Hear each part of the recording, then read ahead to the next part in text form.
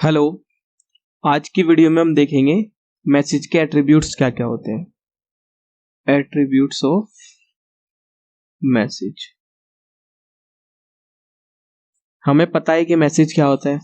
जब भी कोई प्रोड्यूसर किसी रिसीवर को कोई डेटा भेजता है तो हम उसको मैसेज बोलते हैं। इस मैसेज का पहला एट्रीब्यूट राउटिंग की होता है।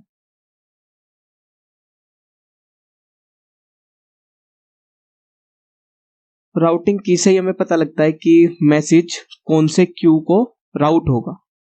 हमने पिछली वीडियो में देखा था कि जो बाइंडिंग्स होती है, क्यू की एक्सचेंज के साथ बाइंडिंग होती है, वो क्या होती है और किस तरीके से हो सकती है। तो तब हमने देखा था कि राउटिंग की के थ्रू भी क्यू की एक्सचेंज के साथ बाइंडिंग हो सकती है। और इस राउटिंग की के सहायता से ही जब हम मैसेज को राउटिंग की देते हैं तो एक्सचेंज को पता लगता है कि मुझे कौन से क्यू को ये मैसेज भेजना है। Used in routing the message. फिर एक एट्रीब्यूट होता है हेडर्स।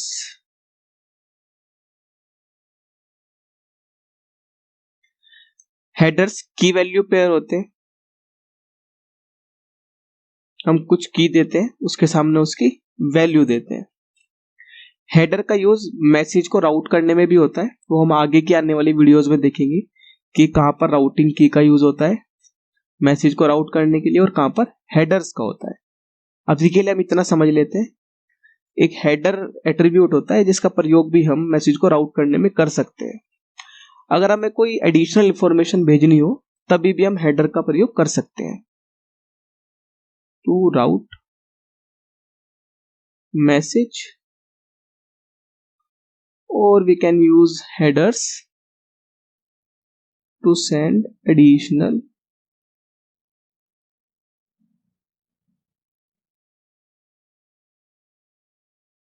information।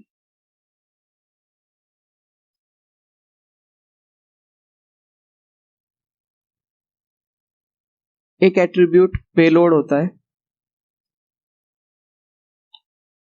जो हमारा एक्चुअल मैसेज होगा, जो एक्चुअल डेटा होगा, वो हम पेलोड में ही रखते हैं।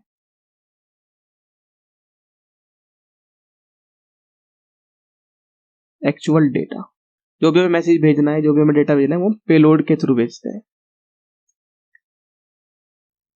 फिर हम मैसेज की कुछ प्रॉपर्टीज भेज सकते हैं। प्रॉपर्टीज का मतलब होता है कुछ एडिशनल एट्रीब्यूट्स भेज सकते हैं, जैसे कि प्रायोरिटी। अभी क्यूज में काफी सारे मैसेजेस होते हैं, तो we can set a priority attribute and इसके थ्रू क्यू को पता लग जाता है कि कौन से मैसेज की प्रायोरिटी हाई है, कौन से की लो है।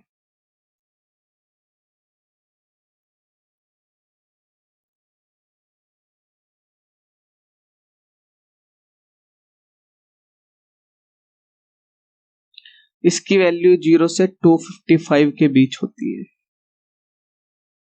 इसके अलावा कोई भी आप वैल्यू रखोगे तो वो वैलिड नहीं होती, वो काम नहीं करेगी।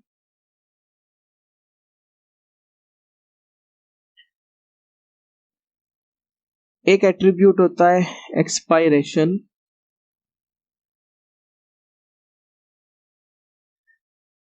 जब हम कोई मैसेज क्यू में भेजते हैं, जैसे मल्टीपल मैसेजेस आ रहे हैं, तो एक मैसेज क्यू में कितनी देर वेट करेगा। अगर हमें उसकी कोई लिमिट सेट करनी हो, कोई एक्सपायरी सेट करनी हो, तो उसके लिए हम एक्सपायरेशन ये प्रॉपर्टी यूज कर सकते हैं।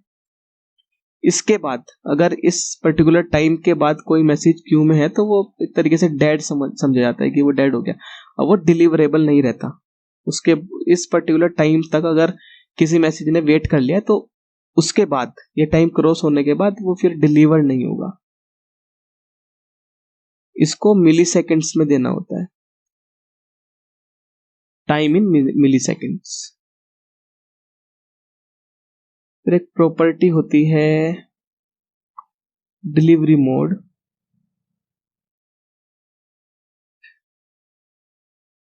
डिलीवरी मोड दो हो सकते हैं, एक परसिस्टेंट एक ट्रांजेंट।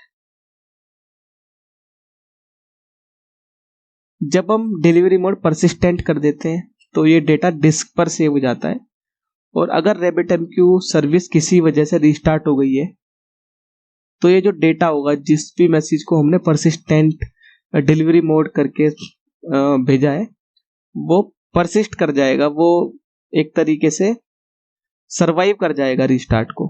पर अगर डिलीवरी मोड ट्रांजेंट होता है तो ये डेटा डिस्क पर सेव नहीं होता, परसिस्ट नहीं होता, ये रिस्टार्ट को सरवाइव नहीं करता, ये वाले मैसेजेस डिलीट हो जाते हैं जैसे ही सर्वर रिस्टार्ट होगा, ये वाले परसिस्ट कर जाते हैं, सरवाइव कर जाते हैं। तो आज की वीडियो में इतना ही, बाय।